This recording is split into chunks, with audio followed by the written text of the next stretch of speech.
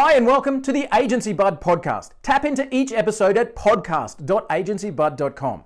Agency Bud is the platform that increases your revenue by providing software that you can on-sell to your clients in a reseller model. Tap into agencybud.com and increase your bottom line.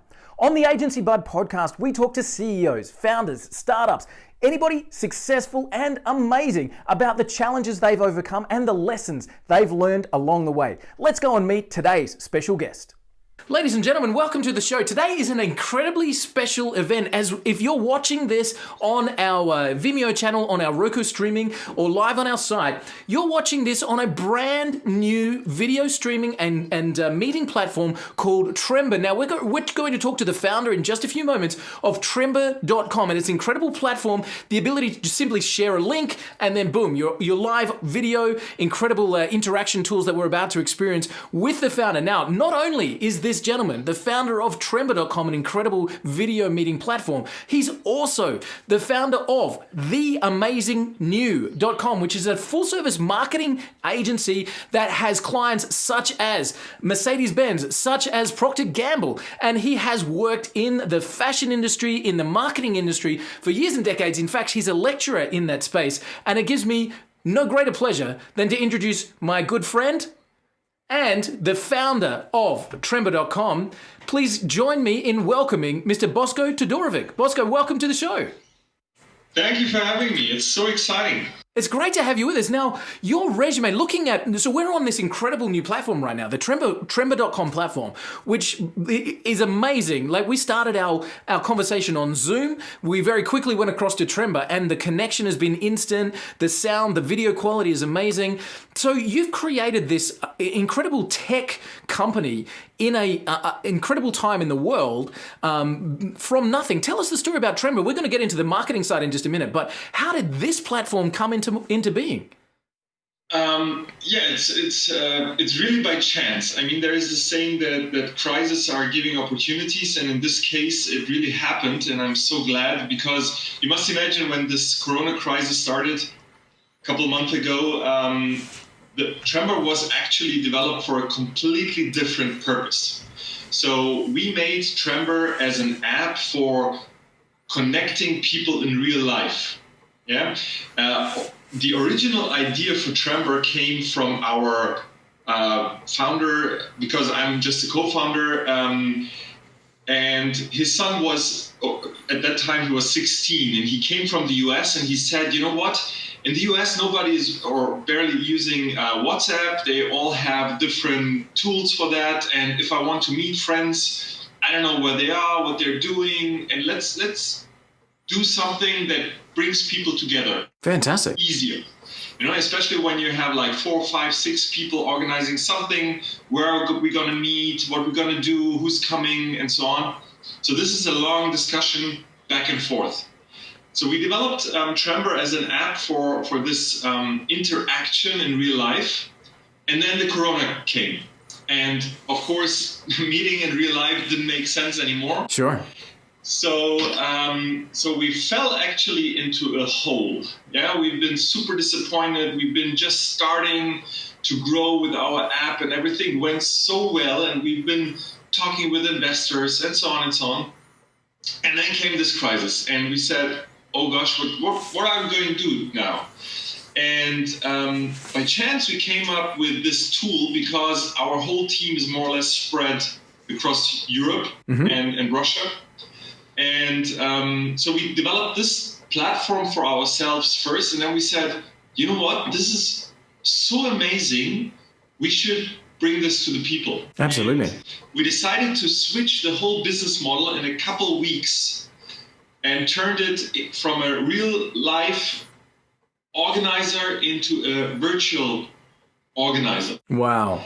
And so we added more and more features, and we are using this tool for our management call every day, like 20 times a day, and with the team, and etc. And this is going more, I would say it's not a video call, it's even more. It's like video call 2.0. It's going in the direction of a virtual office space, virtual collaboration space, because even though it looks pretty simple on the first view, it's very complex what you can do with it.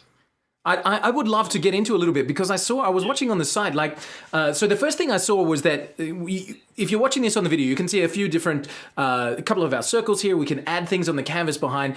And what I saw on the side was that you can have multiple people within this virtual meeting room. Yeah. Is there a limit on how many people you can add in? No. Wow. Actually, it's unlimited because the space we're in, the room we're in, is also unlimited. So you can move northwest, southeast, wherever and how long you want. Yeah, you can move away from me really far. Wow, I'm just showing this on the Zoom. Like, I'm literally zooming in and out right now. I can zoom to what looks like a galaxy, and you and I are just tiny little stars in that galaxy. And of course, we can move our pictures around so that you can have more canvas to play with. So that exactly. That we can even fantastic. If you're not happy with the star, for Germans, probably the stars and the space is too bold. Right.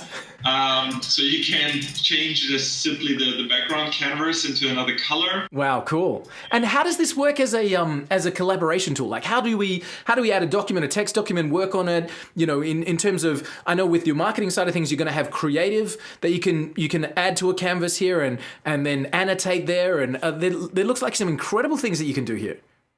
So basically, it's made for many people. So like on a one-on-one chat, probably you can still use everything else that you have. But in case you start a real collaboration, not just talking, but working together, this makes already sense because compared to other tools, you can do like simultaneous screen sharing. So we can both share our screens at the same time on the canvas. Wow. And change it in size and place. So you can move it around, you can make it big, you can make it small, depending on what the purpose is. Wow. And this is pretty unique because usually I know the situation that when you're in a call and then someone is sharing his screen and then the next one is saying, okay, can I show my numbers? And then, let me jump out and, am I out? Do you see my screen? Yes, I see. And here you just drop your screen in here and everyone can do this. Every one of the participants can share his screen at the same time. Wow. Which gives more interaction, showing numbers, fantastic, showing whatever.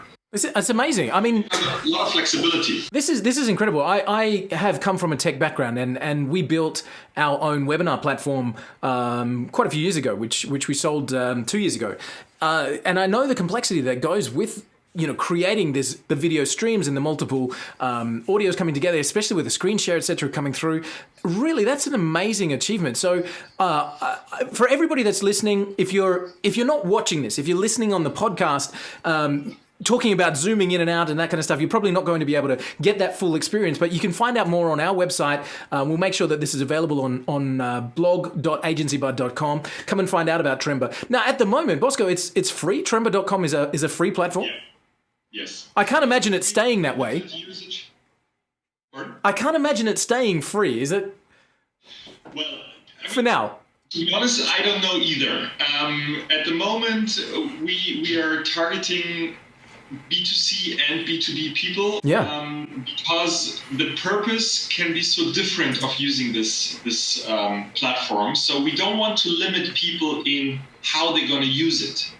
And we rather, it's very strange, I would say, for someone that is developing a product, but we will rather let the people decide what they're going to do with it than giving them a real purpose and limiting them nice. How to use it. Wow. So we are actually learning at the moment how people use this because the use cases are endless. You can use it for online classes, you can use it for management calls, you can use it for sales and marketing collaborations, you can use it as like a virtual fair. You can set up booths here or a flea market. Yeah? Wow. So you have so many different opportunities here that we don't want to limit by design or by features or something. That's amazing. Every time we talk to someone, they give us feedback like, I would like to have this and that. And so we're discussing this, how complicated it is to set it up. We're very fast. So we have updates like literally every week with new features coming. Fantastic. Just to give more opportunities and to fulfill the requirements that our users are asking for. Wow, this is incredible. So I know that from your background, so you've come from a very fashion orientated background, and so now this is a brand new venture into tech, into software. Yes. How are you finding the transition? By chance, I would say. I have been asked to join this team of founders, and it is amazing because the team, if you compare it with other startups, like startups are young, the people are somewhere in the 20s. We are completely the opposite. Like everyone is above 40, it gives it, I don't know, the feeling of working together is very relaxed. Everyone has the experience not to go crazy when something happens. It's like old people startup. Old people startup for young people tech. Yeah. The other founders have been super successful with their previous companies, like really, really large companies. And there's a lot of experience in this company. Wow, that's so cool. Such a relaxed feeling, I would say. And I joined them just by chance. I had at least 10 years of fashion and beauty industry, purely e-commerce and everything that comes with it, from social media to performance marketing, etc. But I love working for companies that are developing something nice, something beautiful. Fashion is a very unique type of product. Yeah. Sometimes you're selling stuff that looks nice, that gives you a nice feeling, that you hope to look better with it or be more sexy or whatever. And then they sell it to you to a very high price. Well, I don't know if it's worth it, but however, you're selling... You feel that feeling. Imagination. You're selling some kind of imagination at the end. Yeah, definitely. This here is a real product. I mean... sometimes you're selling even products that you're not using yourself. Mm-hmm. In this case, I must say, we are our biggest fans. Yeah, of course. For this product. And this is actually, for me, also a very unique situation and experience. Yeah, definitely. Wow, I'm so impressed, man. Like it's an amazing experience to jump on to tech that's this young and have such a smooth experience and such an easy to use first contact. I'm a fan straight away. This is a really easy to use platform. So that's Trember.com. So can I just dig in for a little bit, Bosko, with your history, with your heritage there? How did you get into predominantly focusing in the fashion world? Like, what happened to create your journey through fashion as the engine? So actually, so first of all, I'm influenced by my mom because she's also from the fashion industry. Mm-hmm. And I grew up going on, when we've been on vacation, we went to Italy for ordering stuff. And I was like a little kid playing around in the factories of Fila and LS and all these Italian fashion companies. And so I was influenced pretty early with fashion. And then I joined also again by chance after I studied. I'm actually an engineer for process and energy engineering. Wow, okay. And so I after my studies, I just was looking for a job, and my wife gave me the opportunity because a friend of her had an agency, and I started a marketing agency, a traditional marketing agency. And I learned from scratch everything about online marketing, and I taught myself actually somehow. And then because I always had this love for tech and the love for fashion and beauty, I joined a couple of companies where this was important to have. Yeah. And it started basically with setting up one of the first influencer networks in Germany and in Europe. And this was in 2010. And we had only to work with fashion companies, high fashion mostly. Mm-hmm. And we created these tools that editors integrate in their online magazines. And this is nowadays very common. So when you see like a celebrity on the red carpet and you want to look like them or you want to know what they're wearing, then usually, and nowadays, there's always a link saying, yeah, this and that celebrity is wearing, I don't know, whatever pants or dress, and then you click on it and you get directly to the shop. This sounds so easy these days, but back 10 years ago, it was very hard to connect editors on performance-based and influencer and fashion and all this put together and create some kind of tools. So that's how the journey actually started. Wow, amazing. I worked for a while for a beauty company called Glossybox, and I supported a couple of companies, like advising them on special projects, like P&G, for example, and others. And so it always goes along with this beauty lifestyle thingy, but always connected to the modern way of distributing it, of marketing it. Yeah. Fantastic. And what happened to make you go out on your own then, Bosko? Like, what was the pivotal point that said, you know what, this is my chance to do something for myself? I always had the feeling that I'm always jumping somewhere between self-employed and being employed somewhere, depending on the situation, on the job itself, and so on. I think both have positive and negative views of it. Sure. So and I love to do both actually somehow. And of course, first of all, it's a freedom, and you always have this feeling, I can do this by myself, and if I have more freedom, I can achieve even more.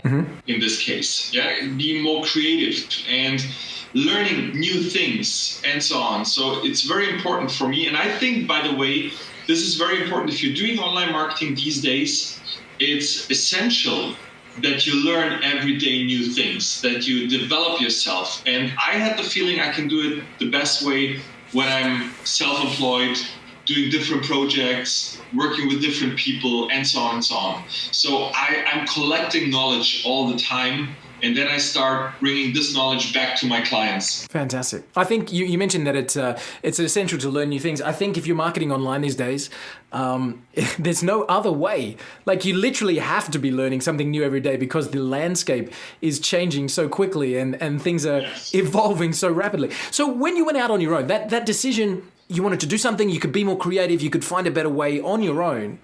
How did it feel then in that first 3, 6, 12 months? Like, what was the first year like when you were out on your own and now you're dependent on yourself to bring in the income, etc.? How did that go? Yes.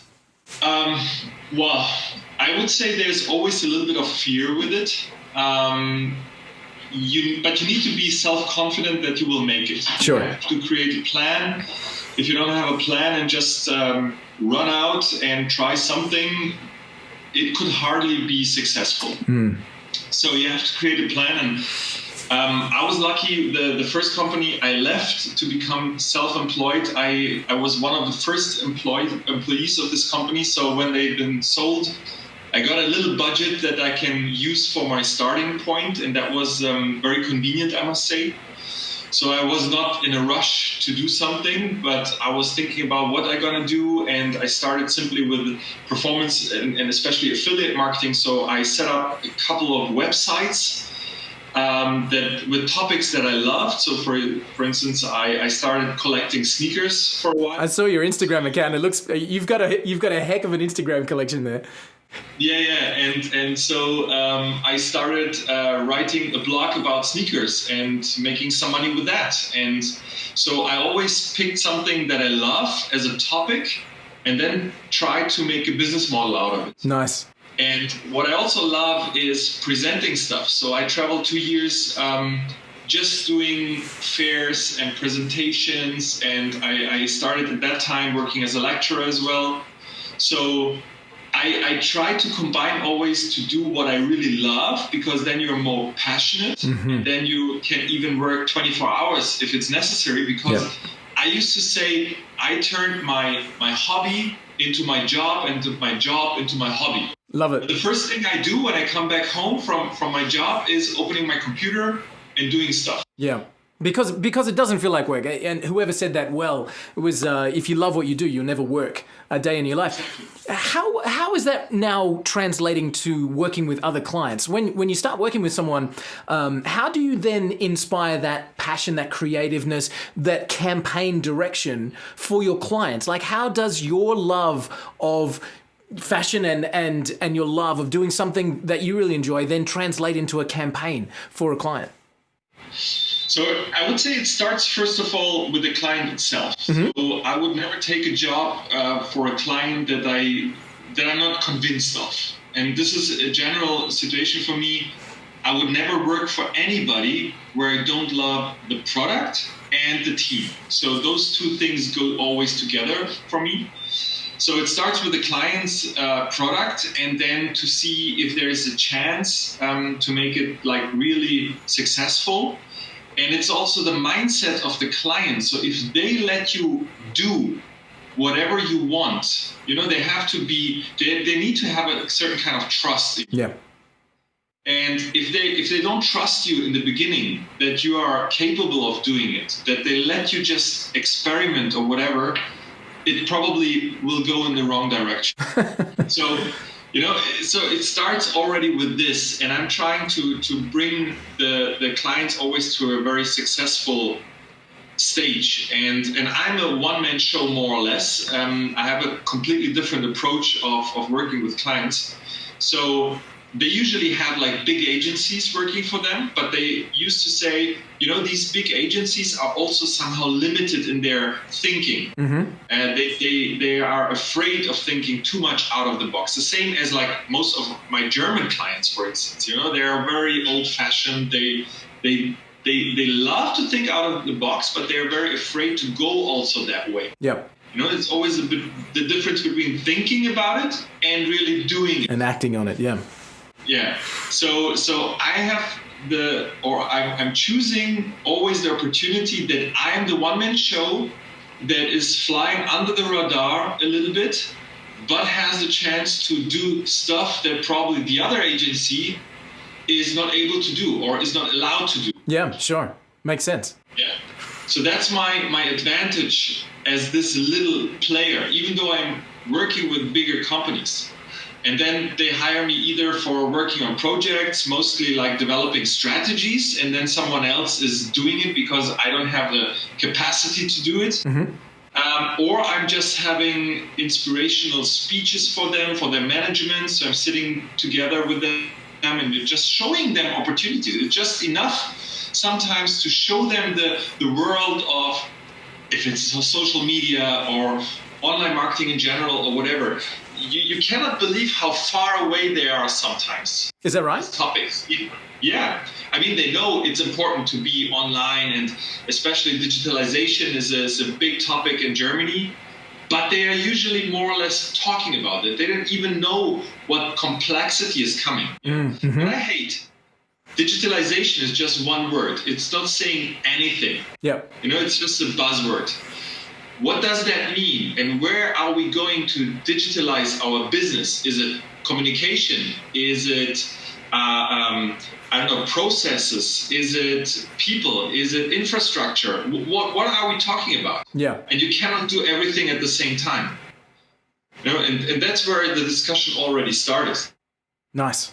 Fantastic. So when you start working with a client and you're working in that advisory capacity, trying to design their next steps, you mentioned that you always start with the client, which is fairly obvious, but it needs to be said. We start with what they want to achieve and where they're heading for and how that direction will take you forward. Do you ever find the situation where a client's invited you in, they've shared what they're trying to achieve, and you say, this is not something that I can be comfortable with? Or do you say yes to everyone and kind of work it out from there?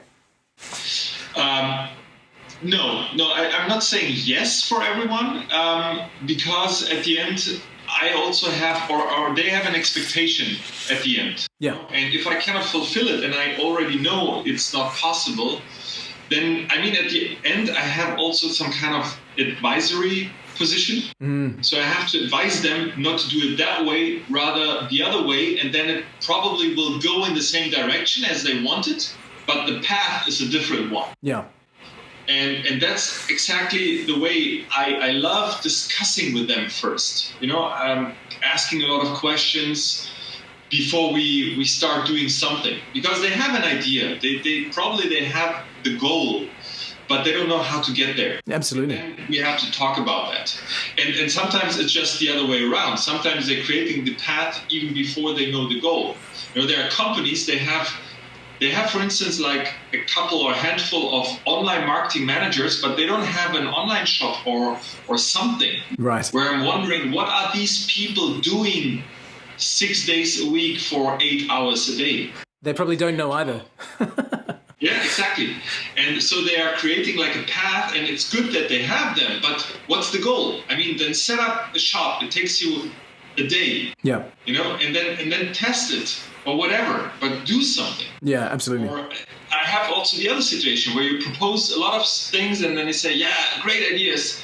Let's discuss this internally. And then they come back to you, yeah, it was a great idea, but we don't know. We're going to wait a little bit. Waiting for. We'll put an advert in the paper, in the magazine. Yeah, absolutely. Yeah, exactly. Yeah. We love your ideas. We think that I can completely understand that we need to really make sure our YouTube presence is up there. But at the moment, we've got to, we have to get our name into the telephone book. Yeah. We have to make an appointment to talk about if we're going to talk about. Yeah, right. Yeah. Do you find that most companies are willing to move, or are they more willing to listen and not quite ready to get onto that next step yet? Both. I mean, it's depending on their current situation. Sure. But, first of all, everyone wants to listen. Yeah, everyone wants to be inspired. Everyone wants to hear what's going on. So they pretend to be interested. But at the end, sometimes those projects will never come to life. Sure. And I guess that's always the case. Like no matter what the medium is, I'm sure that's always a struggle for a lot of people. Because of different reasons. Sometimes the management is super convinced and they know they have to do it, but the internal culture of the company is not allowing it. Right. You know, people, if you change their environment or bring up new stuff, they're skeptical. They are first watching it and then like, why do I need to change? Why do I need to change something? So they're also a little bit afraid. So it's not that the management only has to decide it. It's also that the employees have to be ready for it. I have to believe in it as well. How does that translate when you're talking to students? So as a lecturer in the space, do you find that the students are more open to new things, as in they're ready to branch out? Like, what's your experience there? To be honest, yes and no. It's sometimes it's really disappointing that these young people are not as deep into these tech things or into the online world as we would expect it. Really?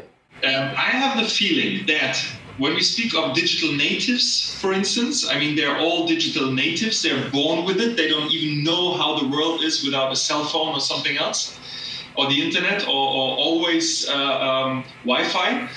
So they take this for granted sometimes. Sure. And they're not that curious to learn more, to develop it, or sometimes it just exists, you know, and you're just telling them, I'm doing classes for business administration and then going into e-commerce and online marketing.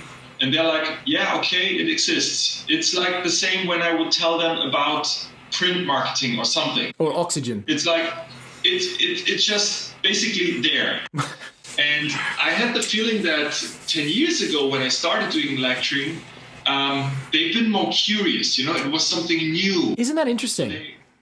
I feel like they already are too comfortable with it. Isn't that interesting? Like, also, I'm the same age. I'm in my 40s as well, and like the whole space, the marketing, digital marketing, social media, video conferencing, like it's so incredible the amount of movement that's happened in so many different fields. I'm still fascinated by it, but yes. A student coming through, I'm also fascinated to hear that they are very complacent about that. It makes me think, what are they excited about? Like, where are they seeing that movement? Because that's maybe something that the next generation is going to be experiencing the boost in. Where are you finding your students are getting excited by? I would say if they really hear about background stories, then they get excited. Because if they just see the surface, it's like normal for them. Right. They grew up with all this stuff, but when you explain them what is behind the curtain, then they're becoming curious. So you have to push them into this direction to show them what is actually behind and what is happening, what are the interactions, etc., to make them excited about it. So that's how I used to give my classes. It's more like 50% entertainment even for them. Yeah. Because otherwise you won't get their attention. And so I'm always trying to put together like theory, what they have to learn, the basics, combined with my personal experience and stories that I experienced in all these years. Yeah. And then they're listening. Now you can break through. They are like, oh wow, I didn't know that. Because I have sometimes a feeling online marketing, for instance, for them is more or less social media these days. Yeah. It's like, I don't know, Instagram, Facebook, TikTok. That's online marketing for them. Right. Yeah. And they don't even know what is in the world of online marketing and how it works and so on and so on. Exactly, and how the complexity of creating audiences and cut through and all of that kind of stuff is new. Where I've had many experiences where people running agencies have said, we're looking for a social media manager, and a 19-year-old pops up and says, I can do that. Because I have a Facebook account, so therefore I must be able to, be a social media manager. So that interesting that that depth of knowledge in terms of marketing is still something that's a requirement, even though the tech skills are at the surface level. So Bosko, where do we see marketing in terms of the new generation and the new wave of things coming through now? I feel like we haven't even scratched the surface of what social media marketing is about, what interaction marketing is all about. Like, I feel like we haven't even scratched it yet, but we're already talking about what's next in terms of marketing. And what do you think in terms of, from your experience, where do you see the way of connecting with audiences and the ability to influence moving? How is that going to move in the next 5 or 10 years, you think? It's a very difficult question, especially 5 years in online marketing is like eternity at the moment. It's true. And, it's really hard to say. I mean, who would expect something like TikTok coming up in such a fast way? Because we know TikTok, or previously Musical.ly, for such a long time. And even last year when I've been talking to young people, everyone said, yeah, TikTok is just for super young, like below 10 or something. And in this case, TikTok wouldn't be very interesting for marketers because such young persons, they're not buying it. No spending power. Yep. They're not interacting that much, so it's not interesting. And suddenly, out of nothing, it developed to such a big platform, even for older ones, yep, and for educational reasons, I don't know. But you wouldn't expect this, and this is only 1 year. Yeah, absolutely.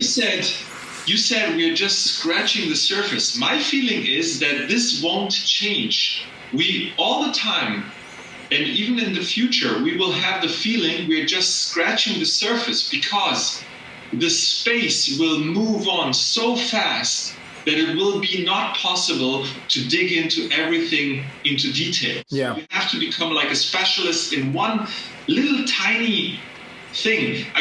Even if we speak of social media marketing, yeah, if you hire someone that is calling himself a social media manager, what is his specialization? Correct. You cannot have someone being specialized in Instagram and TikTok and Facebook at the same time. It's impossible. And this is something that's the biggest mistake most companies are doing. They say like, okay, who's the youngest one here in the company? Yeah, that's that here, the intern, I don't know, 16 years old or whatever. He's a heavy user of TikTok. Yeah, let's promote him to social media manager. He will be definitely overwhelmed by it, because these days every social media channel requires its media. Correct. And you have to create it. Creating the same kind of video for Instagram and for TikTok will not work. Yeah. Different marketing. In fact, as we look at that, like we used to put an umbrella over all of these platforms, and we used to say, let's develop a social media strategy. Whereas these days, we literally need to look at each individual platform and create a strategy specific to that platform. So the way we interact with LinkedIn, as an example, completely different than the way you interact on Twitter, TikTok, Instagram, Facebook. Like, you need to actually create a marketing strategy that talks to each one of those verticals so that you can connect and communicate in the right way, yeah? but they still have to stay consistent. Correct. You have to have that. Yeah, you can't be a different brand on LinkedIn than you are on Instagram or TikTok. Like, you need to have that that ability to bounce from one to the other, but the message creation, the creative in each one of those verticals is completely different, isn't it? Yeah, absolutely. And that's a challenge. That's a big challenge. That's why I'm saying we will always have the feeling, especially us that grew with this, and we are trying to catch up with like everything, and this is impossible. When every time I start a new project, I feel like I'm a beginner. Right. I'm new to it. My only advantage is that I have 20 years of experience, so I know that probably this or that will not work or will work. Right. But it's still trial and error. You have 20 years experience of being a beginner. Yeah, exactly. It's crazy. And I don't like when people are saying, I know everything. That's impossible, I used to, my grandfather used to say, I don't know everything. I'm not young enough for that. I was like, that's fair enough. That's it. Amazing. So now that we I guess, evolved into this different style of marketing, and we talked about starting out on your own and going down that path, what advice would you have for someone who wants to create their own agency today? Somebody that says, you know what, I'm passionate about marketing. I want to be able to get out there and help businesses and work with different companies. What advice would you give to that person to help them accelerate their journey in the fastest way? Well, I would say an agency is always depending on two parts. First of all, you need to have the one that is going out to the clients and acquiring clients. So like a real salesperson that is connected to the clients. He doesn't need to be the one that is later on working on the single project, but he has to be the one that is connected to the client and has a very strong connection as a good salesperson. So that's the first. That's actually always the first step to get new clients and to develop the agency. And secondly, you need to have someone in the background that is able to run the project, to achieve and to develop whatever is needed. And so it's always depending on these two parts. So I don't know if everyone can really fulfill both parts at the same time, but probably you should split these two like departments. You need a partner or something that is doing both, because otherwise it will take a long time until you develop. So it's also a little bit depending on the goal of this agency. What are you going to do?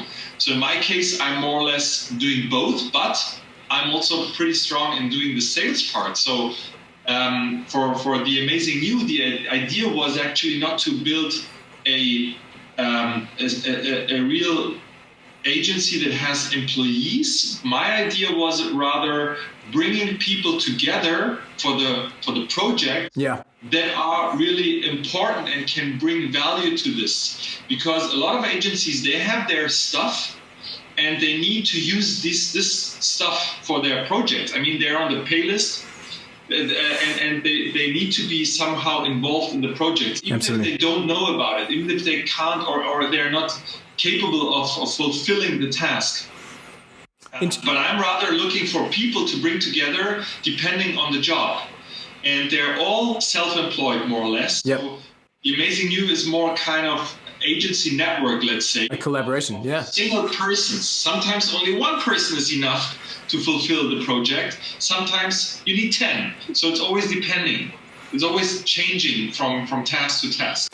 Isn't that interesting? I find that model. We interviewed a gentleman named Craig Taylor last week, I think, and Craig spoke about the same thing. When he starts working with an agency, starts working with a client. What you find is a traditional and let's not have enemies in either camp, but a traditional agency that has an SEO department and a Facebook department and a YouTube department. When they meet with a client, will almost unfortunately push them down those channels because they have to keep the payroll. So they say, what you need to do is SEO, what you need to do is Facebook, what you need to do is YouTube, because we have these people standing by ready to take on their project. Whereas what you're talking about there is bringing together a group of professionals to fulfill certain roles on a project-specific basis, which is much more flexible in the way that it actually can approach the needs of any one single client. And what I found interesting, Bosko, from my perspective, is I found that the whole world has moved that way. rather than Yes. the inflexibility and you can't have a marketing conversation without talking about Uber. Like without the inflexibility of somebody buying a car and parking it in the garage, now you can just call a car whenever you need it, right? And to have that freelancing marketplace where somebody's incredibly skilled at one particular marketing medium, you can bring that person in on this project, you work together, achieve an incredible result, and then part ways and maybe cross paths at a different time. I find that flexibility refreshing. But it's also a matter of how the client is set up, because if the client is also only set up in departments and they are the opponent of the agency, Yep. they're also asking for the same stuff. So they are also not flexible in their mindset. So they're asking for SEO, they're asking for paid search or paid social or whatever. So, they're also asking in this direction. Yeah. That's why I'm rather starting from scratch. Yeah. Okay, let's sit together. Let's see what you really need. And then discuss how we're going to set up the whole process or the project or whatever. Nice. So this flexibility starts actually with a client. Not every client is or loves to work with such a flexible agency like I would offer. Yeah, sure. They are sometimes looking for this old-fashioned agency. Because that's what they believe. And starting with that end in mind, what are we trying to achieve? Rather than let's launch an SEO campaign, like, hey, whoa, hang on a second. What are you actually trying to achieve? Let's see if that's really is the best way to go. So, Bosko, can I ask you? This is a challenge that I put to some of our guests, and I'd be very interested to hear how you answer it. Let's say that we took you out of Berlin right now, and thank you so much for getting up at 6 o'clock in the morning to join us on the show. Let's say we took you out of Berlin. We put you in a foreign city somewhere and you had to start again. You literally had to create a life. You had to create an agency. You had to create clients from nothing. What would be the first 2 or 3 things that you would do to make that happen? Well, first of all, I would say networking is the most important. So connecting with people. However, just simply start looking out who is in the city, who are the players in the city, who would require something like your services, and then just simply being annoying. No. I love it. 10 times until they pick up, until they make an appointment. And I would say it's always important to be face to face somehow, one-on-one talk. Doesn't matter if it's like here in a virtual way or on a phone or personally.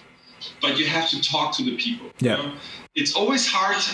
The first step is sometimes just sending an email, but I feel like it's the biggest hurdle.